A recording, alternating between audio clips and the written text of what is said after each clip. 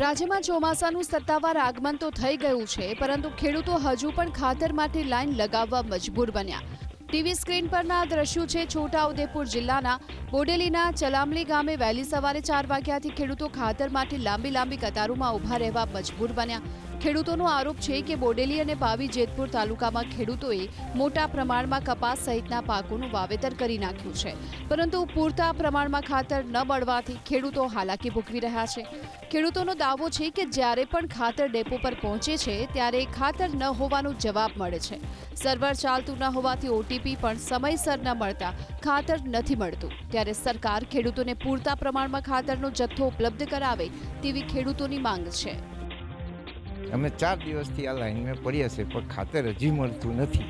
એટલે વાવણીની તૈયારી કરી દીધી છે જોકે, પણ ખાતર મળતું નથી. મુશ્કેલી એટલે બહુ મુશ્કેલી. અમે 4 વાગ્યાના આવીને લાઈનમાં પડ્યા છે 4 દિવસથી. ખાતર હવે શું ખબર પડે, કાંઈ આવીએ છે ત્યાં નથી, એટલે અમે જતા રહીએ છીએ ઘરે. હવે શું, અમારે ખાતરની જરૂર છે, અમારે ખાતર જ જોઈએ ને. આવી ગયું ને, હા ચોમાસું તો આવી ગયું છે, તો પછી ખાતર અમારે નાખવાની સમય અમને ક્યારે અમે નાખશું?